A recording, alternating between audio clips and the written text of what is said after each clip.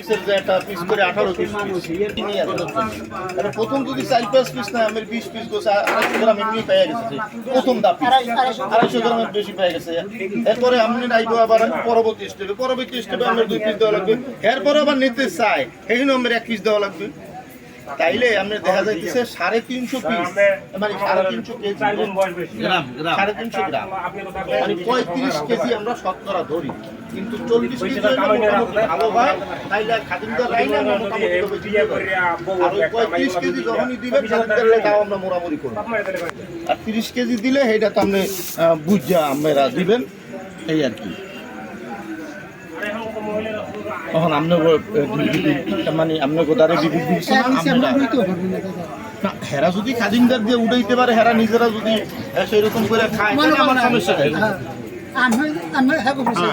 তো এইটা হলো যে হেরা যদি